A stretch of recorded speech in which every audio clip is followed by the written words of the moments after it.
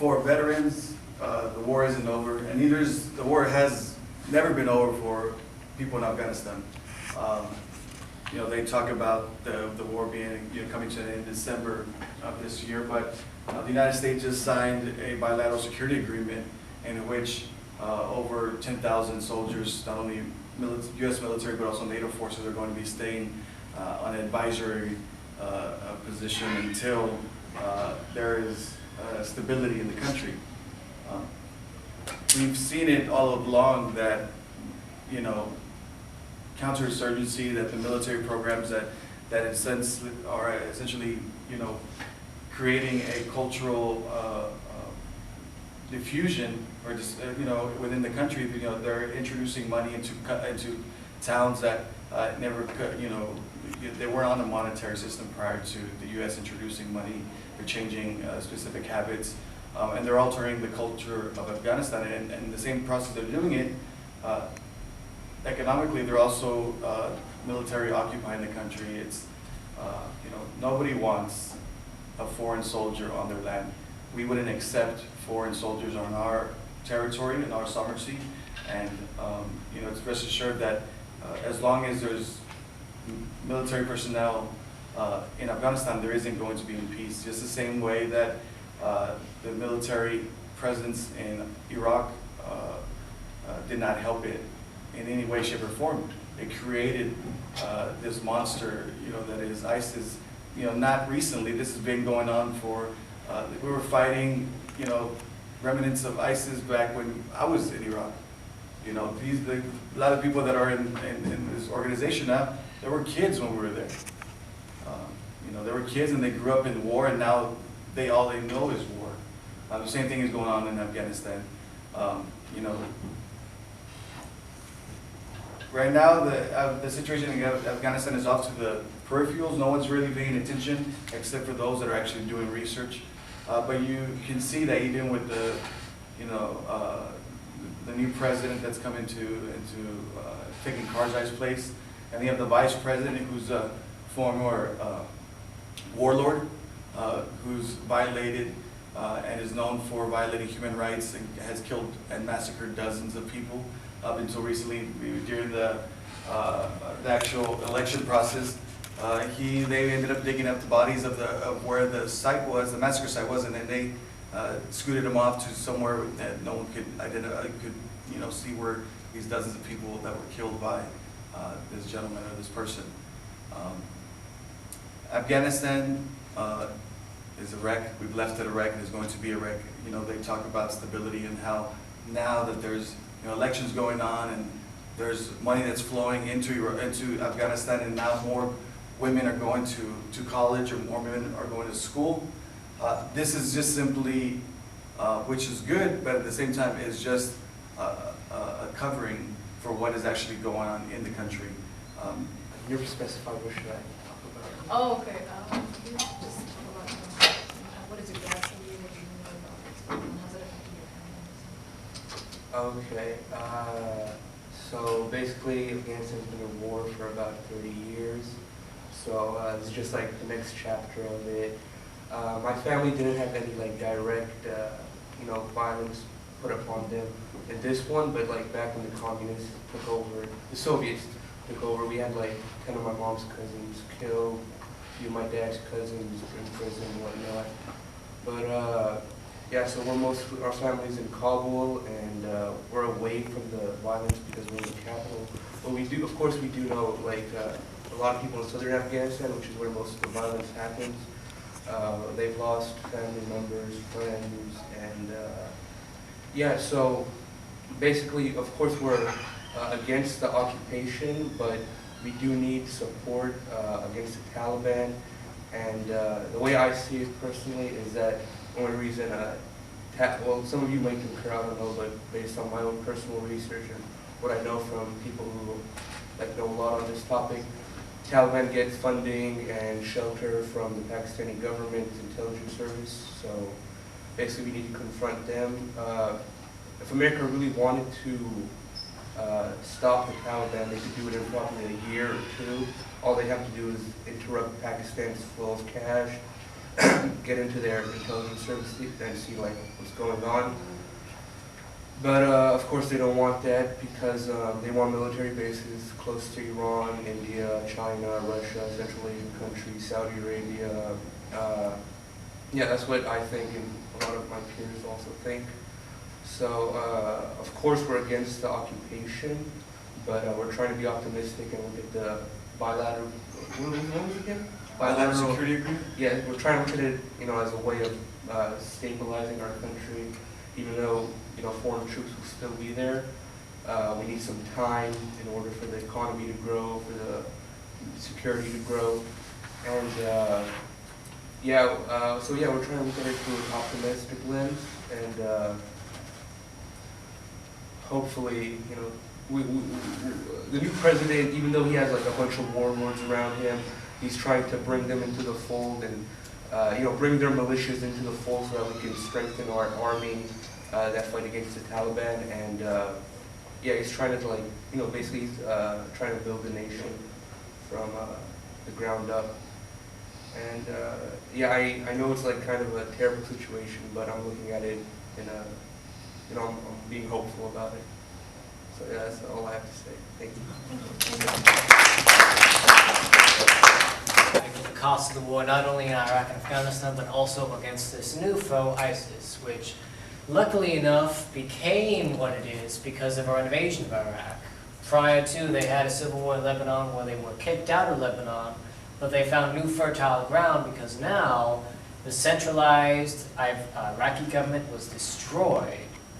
And that builds way to now you have a sectarian government, you have the U.S. fueling this sectarianism, so you have Sunnis who feel oppressed, or Shia who feel oppressed, and thus they go to groups who they feel will represent them best, in this case ISIS. And ISIS are bastards, let us not confuse that, but a second U.S. invasion of Iraq and Afghanistan would be detrimental. And speaking about the new president and the old, an interesting thing that Karzai said before he left office is, beware the U.S. Let's take note that this is a guy who's paid for by the CIA. He received money, but he had his disagreements. In this case, from my opinion, is that he wants a stable Afghanistan for his own class, in this case, owners of Afghanistan, a bourgeois, or owners in this case. But to speak of Afghanistan, let's go back to the Soviet era, and whether or not you see them as good or bad, let's make a comparison. Yes, more women are going to colleges, but are their rights being protected? When is the last time that any woman in Afghanistan had received a high position, but not only that, she was not criticized for being a woman? Let's even go further. With the introduction, Norway, as of last year, had cut $50 billion of their $750 billion budget to Afghanistan. Why? Because they were not protecting the fundamental rights of women. And why? Well, it's not their interest. We have Afghanistan and the United States building a pipeline through Central Asia while the country's still at practical civil war and the Taliban are gaining and gaining. It's a focus of not stabilization and security, but much with other imperialist projects, say Vietnam in the 70s and 60s, Korea as of today, or elsewhere. It's how can we extract the resources quick enough and maintain a new government. Now, to go off on Afghanistan, we have, this is again my opinion because we honestly don't know, at least 23,000 people dead. I say at least because from the WikiLeaks way long ago, they found reports of NATO forces not even reporting deaths. They just killed people and like, nah, that didn't happen. And what's the main response to this? Oh, well, the soldiers will be in danger. They're already in danger. You sent them to a war-torn country. You're making them kill people, and thus the people of the relatives they killed will probably want some revenge or safety. In this case, take out the intruder. But it's also interesting as why are the lives of people you damn, you send to die, why are they important only when they fight, but when they come home, where's the importance? And even for the 23,000, why does anyone bring it up? No one does. 23,000 is just the civilian casualties, the collateral damage. It just happens. It's war. But it's not. There are acts of war, and you have to abide by certain rights of the Geneva Conventions. As such, you can't torture prisoners. You can't bomb civilian targets. You can't, say for example, blow up all of Indochina because you're going to take out them damn commies. But the United States flatly ignores this, and as we see with other incidents such as massacres of 2 years ago and the massacre of that video, what's the US response to this? We'll pay you money for your dead relatives. And I don't know about you, but if your brother, sister, cousin, mother, father, if they were killed right in front of your eyes, and the government of that soldier said, well, I'm sorry for your loss, but here's a few $100s. And you're probably not going to keep that few $100s, especially because warlords still exist. Not only with the vice presidency, but who's the president? A former member of the IMF Bank. He has complete ties with the United States, with the World Bank, with the IMF, with the European Union. He will fully agree to whatever plan they want. Why? Because he has no quorums. He gets money, he gets power, he gets to maintain his little pot. But in the end, how is Afghanistan getting better? And the fact is, it's not.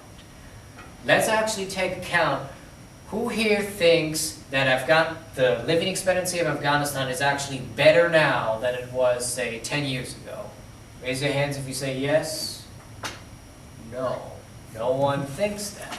And it's not surprising why. We have nearly a decade of just our war and 2 other decades of civil war inspired by us, funding the Taliban, or the proto-Taliban, who are the Mujahideen. And then what happens? Where's all this democracy? Indeed, Afghanistan is supposedly very infamous for fraud and corruption and just all-around badness. Yet we're spending how many? Over $1.3 trillion and going. Yet where's all this progress? Where is it going? If we had spent $1.7 trillion in this country, and it's supposed to be better now, why isn't it? And my answer to this is, it was never meant to. The $1.3 or $4 trillion is meant to suppress the Afghani and Iraqi people. And much to the foil of the United States, they lost. And I say they lost because the whole plan for Iraq and Afghanistan was creating stable governments that they could extract resources from. But what happened? They created corrupt governments who couldn't stand on their own. They're fighting two wars that have lasted over a decade, and they can't do anything. This is the big United States, the world power. There's only one superpower left, but they can't beat the people of Afghanistan and the people of Iraq. And that is why now the United States changed their plan, let's say with ISIS. The first moments with ISIS, what were they doing? Debating. Should we help the Kurds? Supposedly, yet we're not really doing anything to help the Kurds. We're just sending some money and some weapons to one particular faction in Iraq, yet in Syria, it's just, they don't exist. In Turkey, they don't exist. In Iran, they don't exist. And let's say with Iraq, the only reason why al-Maliki was deposed is because he was too incompetent for the United States.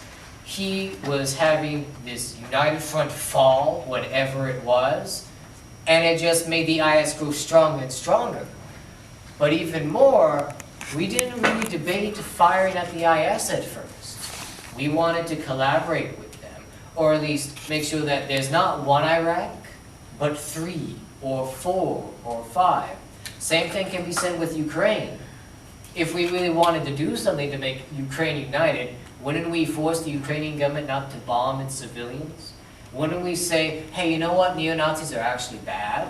Surprise, surprise. And so let's make sure all the neo-Nazis and fascists are out of there and have a collaborative union. Or like with Libya, if they wanted a united Libyan government, they would have got on it. But what happened? Chaos. Lack of protection of fundamental rights in Libya. One of the most infamous cases, one of the Libyan revolutionaries, revolutionaries, who fought against Gaddafi, what happened to her? Completely exiled. This was in the BBC. She was forced out of her country. Why? Because when the Sharia laws were implemented, when the rights of women were being tossed away because they were part of Gaddafi's legacy, she was against that. And the new ruling clique, who is now again in civil war for the second or third time, their response was, if you don't like it, we'll kill you, so get out. And that's the reason now. Iraq and Afghanistan are the failed projects of the United States, but they're going to still try, but in a different way. In this case, they don't care how many people die. They never did, but now they really don't care. Because if they have a way to extract money, so in this case, the Central Asian Pipeline, or in this case with Iraq, even before ISIS, even while the civil war in 2007, oil production was booming at 50 or 70% of when it was during Saddam's reign. But then where's the money? Iraq is now divided into 3 nations. IS, Proto-Kurdistan, and whatever is left of the Iraqi government. And then with Afghanistan, the common joke of the Afghani people today is there is no president of Afghanistan, there's just the mayor of Kabul. And that's the real thing, that where is his influence? He doesn't have any. There's just warlords who happen, or not so happen, to like him and the US and collaborate him or don't collaborate. It's a chaotic project that ultimately relies on just making sure you get money out of it. And to the students, what happens to us? Well, from 2001 to now, education's gone down by 21%. How long has the military gone up? 86. We're spending 6 times the amount that China is doing on their military. We're spending over $700 billion. But why? What's the big threat? Soviet Union's gone. Why do we have NATO? There are no communist countries left that threaten us. Why are we spending so much on this when in actuality, why are we having all of these bases? Why are they all surrounding Iran? Why are we forcing bases on the Philippines when they just had a tsunami? Again. And fighting a civil war? Again. Why is that? It's because they want to maintain their imperialist project. In this case, everyone submits to us. But they're losing. And the first sign you can tell they're losing, Europe and Russia said it's no longer a world of one. There are now multiple chairs at the table. And because of that, the United States is getting scared. What did Germany and France do when we invaded Iraq? Nothing. They're like, I'm sorry. And what did the United States do? Make sure they nationalized or at least destroyed the projects they had in Iraq. The influence of Iraq and Afghanistan is inter-imperialist competition. And that basically means, think about World War I. Africa was divided, but there were no more markets. They were all gone. And if there's no more markets, and your whole economy is based on finding new markets, what do? You have to find new markets. And the only way to find new markets, you invade, you kill, you destroy, and you set up shop again until it starts over again. That's the main thing of the cost of war in Afghanistan and in Iraq. Civilian cost, we don't even know how many are dead in Iraq. Some say 1 million, some say 50,000, no one knows. Because no one, or at least the United States, doesn't care. Last time they cared about statistics, that was in Vietnam, and remember how well that went? bomb them with napalm, they'll be on fire. And it's just that thing. It costs us and them, in this case, our futures. Because I don't think we'll be having that wonderful 1950s, 50s ideal world where everyone has a job, everyone has a house, everyone has 2 cars. And that's not going to happen, at least not how we're treating Iraq and Afghanistan.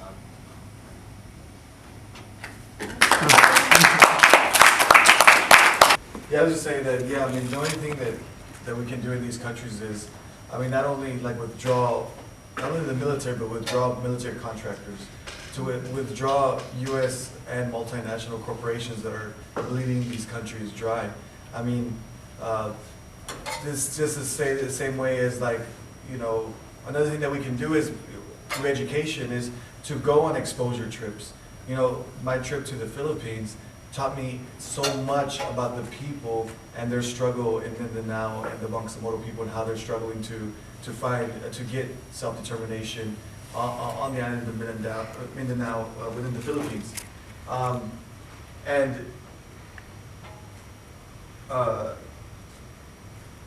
forgot what I was gonna say, but yeah, like you have like these just like these multinational corporations, like you know, there's you know, in Mindanao, there's a pineapple plantation in which people are working 10-hour days and they're getting paid 9.5 pesos a day, and 45 pesos is $1. These people are getting paid like 20 cents a day, and we're eating these pineapples here in the States. Going to the store and buying dope pineapples. It's like when we start to learn about the people and start to learn about their struggles, start to actually, there's nothing more impactful than one, to obviously see a documentary to get an experience from an individual, but to go and like the way I did in the Philippines and speak to the wife of an organizer who was disappeared because of his organizing. To look at the 19 and 20-year-olds that are leading thousands of people in the community, and yet don't get paid for it. They refuse payment. Their payment is food, because they feel that if they accept money, then that's considered, that the community might not trust them, that they're kind of taking, pocketing the cash. So they absolutely won't accept money. All food, 19, 20-year-olds that are changing their communities and leading their communities down a path towards self-determination. I mean, going on trips, like the Philippines, going to conflict areas to speak to people. That's how you learn. That's the news right there. The people that are here. It's, I mean, as big as a, and I like to, obviously because it's not a religious issue, but Muslims. It's, me as a Muslim convert, I made Shahada in 2008 as a result of my being in Iraq. It's every time that I see a group that's doing a topic such as this and there's no Muslims in the crowd, especially at a university, that hurts, because it's the duty of Muslims from numerous countries, or they're from the same country, to be wanting to create impact alongside their comrades that are, in humanity, they're trying to do better. So yeah, I mean, we have to do a lot more outreach at a local level in order to create a national impact. And yeah, I mean, the first thing as a veteran, I would say that the anti-war movement is non-existent. The peace movement has failed. We've utterly failed in stopping these wars, and we need to, once we realize that, and the people start to, to rebuild the anti-war movement and peace movement, that's when we can, put an end, or try to put an end to U.S. global hegemony. And it's next us, but I think that what we didn't talk about is how it affects people that aren't students. You know what I mean? Like your parents, or like your grandparents, or like the people around you who don't go to school. Even wars like this still affect them. When a war starts, basically the news switches its entire focus from whatever the heck that they're talking about at that point to dehumanizing the people of the country that we're in war with right now, for the masses to see them as less than human. You can kind of see it right now with ISIS. It just, all of a sudden, out of literally nowhere, I just woke up one morning and everything was about ISIS at one point. You can see it next time a war starts, if you think about, just try and think about it, it's gonna switch. Just like this, a news channel is gonna say, ISIS is gone, now we have to go talk about these terrorists or whatever. And that this is like really bad, you know, because your parents or whatever probably wouldn't know what ISIS was if the news had started talking about it. And that creates a lot of sentiment against the peaceful people of a country like that, like, you know, Muslim individuals. It creates a whole lot of horrible stuff. I mean, and not only was that triggered by 9/11, of course, but it just gets worse and worse, especially every time we switch the discussion, I guess, the media does. So it really has a social impact on an entire group of people when a war like this goes on, even if those people are peaceful and don't identify at all with these sorts of groups. And another thing, these wars don't necessarily need like a monetary value to them. Like we don't need to be. It's not a necessity that we're like we have ulterior motives to creating a war. Insofar like the pipeline thing that they were talking, he was talking about. That's not really necessary because the war itself creates a profit motive anyway, and that. These countries, like, they have literally trillions of dollars. If they want something, they can have something. They don't need money. That's why we're going into these wars. And the United States is just getting more and more into debt. It's because the debt collectors aren't trying to get their money. Or else we wouldn't be able to create these wars, and the people would be upset at the United States because they would be getting, I mean, worse for, I guess, the quality of the government itself. Like, nobody's trying to collect the debts of the United States, which is why we keep building it up. And, I was going somewhere with this, but I totally forgot. Anyway, like, yeah, nobody wants to collect on their debt that they have on the United States, so it doesn't really matter, at least it matters to us, but it doesn't matter to the people in the government in the United States. No, They do don't you care. have, Just like entirely infuriating on Facebook, and that's just a good place to go if you want to get mad, I guess. But like somebody posted an article, it's like Muslim man tries to behead Canadian firefighter. And, you know, like I read through the article and it's like, oh, police found no motive, nothing like that. Like there wasn't like a manifesto, so like it was impossible to say that it was like a religious or like politically motivated act, like because there was no motivation found. So like I left in the comment section, I was like, you know, it's funny whenever like a white person can go on a like kill somebody or go on a killing spree, it's like isolated and they're just, you know, considered a you know, like an isolated incident or like mentally unstable, which is could also be true.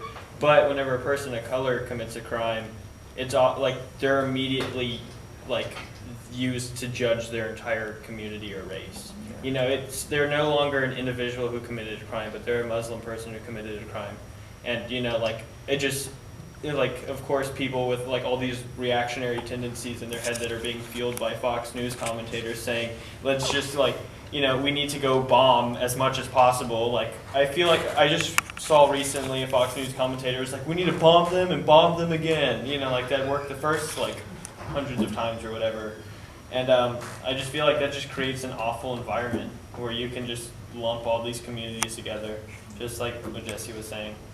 Like, basically we're just in it for hegemony. Like, we want to have power over the area. Power is the only thing that matters anymore because, like, there's nothing for us to buy.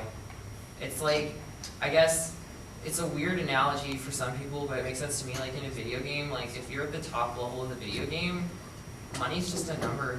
It doesn't matter. You already have everything in the best of the best, and that's what the United States is. They have the best of the best, so all they have to do is beat other people. okay. I had a question for Ramon, and I was wondering if you personally think that like the emotional response to wars that like veterans have, like, do you think that's changed in the past like conflicts, or do you think it's gotten like uniquely worse? Because I have a couple cousins who fought in Iraq and Afghanistan, and like I know for certain that they're like struggling with it, and I just don't know if from your personal experience or from what you know, like, do you think it's gotten worse in like the last, I guess like 60 years since like World War II or whatever? Well, like post-traumatic stress disorder? Yeah, do you think it's always been an issue like that? No, it's always been an issue. It's more because of media, because of the more research is being done, or more you know, forces being used in order to bring that to center stage. that's being, you know, addressed more. For example, like, you know, Jacob, you know, his song "Soldier's Heart." "Soldier's Heart" is a term for post-traumatic stress disorder during the Civil War. That's what it started out as. Soldier's Heart was considered, it is the post-traumatic stress disorder of the Civil War. Then you have shell shock, and then you have, you know, Gulf War syndrome, and so forth. These kind of different ideas of what having post-traumatic stress is. And I mean, you know, that's where it's moving towards now, the idea of moral injury. Like, you know, why is it a disorder to feel wrong to kill somebody? Right. You know, there's nothing wrong. It's wrong when it's okay to kill somebody and you feel nothing. Right. It's perfectly natural.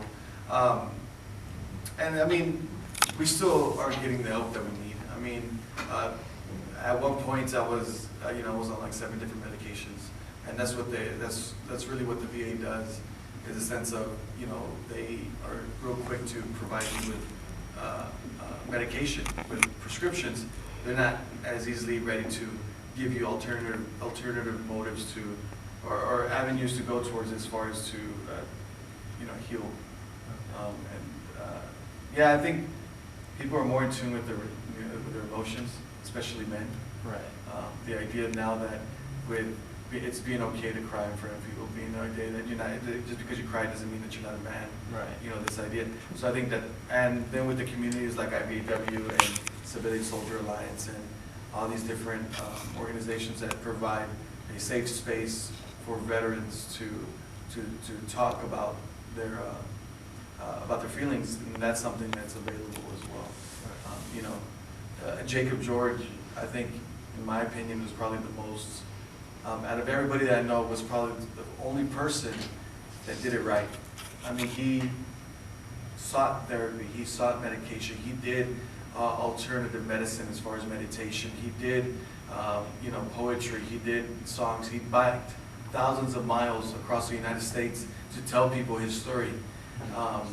And, you know, to hear that, you know, when I found out that he was my stress, and then even then, if you go within your unit and you go through the avenue that's afforded to you, like, hey, I need to talk to somebody, then you're blackballed within your unit, and that's why people start going outside of that and using, you know, calling GI rights hotline to try and get some kind of help outside of the chain of command, because that's the problem that needs to change. Military culture and militarism within military society and within the military has to change, because that hasn't changed one bit. You know. At the unit level, like the same thing with like sexual assault. Like big armies, like we're trying to fix it at the unit. They got the dude who committed all the sexual assaults in the class, you know. Yeah. So it's like there's a lot of things I think just overall. And I wanted to go on like the whole PTSD being like worse or better or whatever. Like I've never been in the military or anything like that. You can't tell by looking at me. So Greg, like, just stop me if I'm like saying anything wrong. But I feel like, well, the mental health stigma is like ending or like coming to an end, and people are, well, at least the palatable mental health stigma, I guess you should say, is sort of coming to an end, where people are allowed to be more open about depression, anxiety, and nervous disorders, and PTSD, and then, you know, you've got people with things like psychosis and schizophrenia who are still mental hospital things, but you know what I mean? How society is becoming a more open thing with this, that where I think that PTSD has always been like a presence. It's always been sort of the same. It might fluctuate, I guess, well, not PTSD, but PTSD sufferers and stuff, but it's becoming more acceptable, and people are being more allowed to be open about their things and seek help with it, rather than, you know, like he said, where men are allowed to cry now. It's sort of, you know, it's allowing people to open up, and it's sort of like the vocal majority minority thing. It's becoming more of, you know, everybody's being vocal about it rather than one itty bitty little group.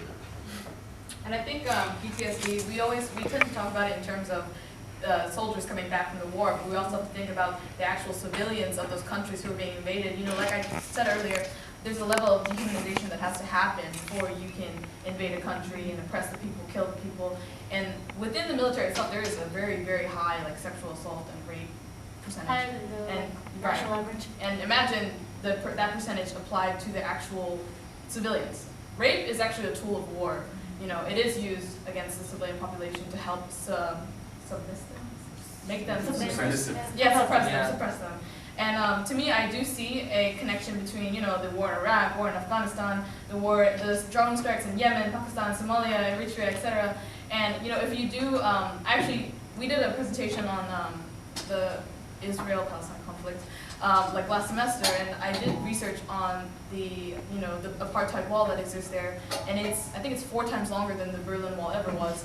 And, you know, there's been mental research on the children there and how the existence of the wall actually does impact their mental health, and it makes them feel like they are less than human, you know? So when we talk about PTSD, yes, it's important to note that there are people out there struggling who, you know, they regret their actions, and that's really great.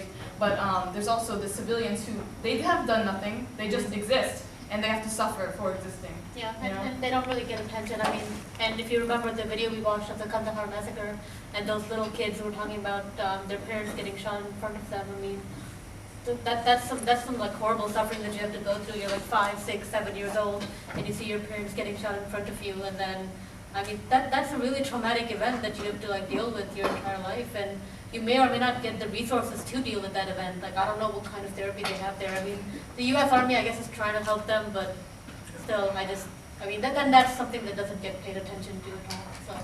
So the point is how, like, we, and by we I mean like the general American public, doesn't see most of these people as deserving of the same, you know, respect and dignity as themselves. Basically, I think what happens is that's why we're so apathetic, and well, either apathetic or ignorant of what goes on, and it's a very, it's not happening in my backyard, it's not happening near me, so why should I care mentality that sort of applies, and that's why so much of like the war and so much of what happens, like the devastation that we cause in other countries, is able to happen is because general like American public doesn't really care. And I mean, not to say that there are people who don't care, because we're all here, and you know, I mean, clearly we care, but we're not really in a position of power to really affect. Like, we can't do any lobbying, for example. Like, we can have talks, which is great, and we can create, like, we can build a mass movement, but at this point, we really don't have the collective power to be influencing. Are we all here too cynical to consider calling up our representatives and telling them, like, hey, we don't like what's going on? So for me, this is my response of my own personal talks with people who've talked with representatives and people who are like, well, I'm going to talk to my representative about this. But for me, it's that the representatives are kind of like pretty much the people in Washington, that they don't really care about what you, the constituents of their district, whatever, have to say. They just say they do in order to ride along with their own party platform, be they Democrat or Republican. Like with Ferguson, what was the first response of the governor, the Democratic governor of the state of Mississippi? Send in the National Guard. And thankfully, irony has granted us the name of he is Governor Nixon, much like Nixon back in the day, except less drugs and less Watergate. But I also want to ask the Afghani here what he thinks the solution to Afghanistan is, and then after that we can move on to more questions. Oh, I just agree with most of what everybody said, so I have nothing to add. All right. All right. So I guess I'll just put my last perspective and then we'll sum it up. Oh, Mr. Oh, like you were saying on the representatives thing, I do want to say that there are a few good Basically, what I think is what we can do basically as citizens of America, not all of us, but sorry, cut it off.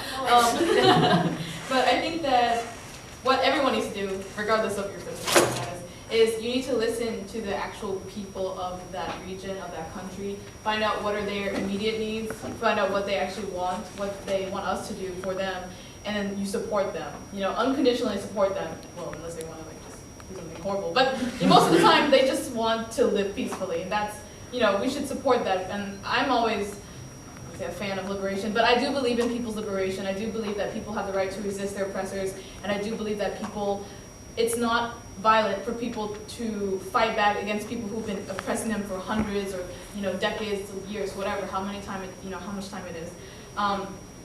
And I think it's not right for us as outsiders of people who haven't experienced the same, oppression that they have. It's not right for us to put our standards on them. Yeah. Like, we have to understand that we haven't been through the same things as them, living here in this first world country. And yeah, I guess that'll basically, we had a great discussion here. Thank you guys so much, guys and girls, and everyone in between.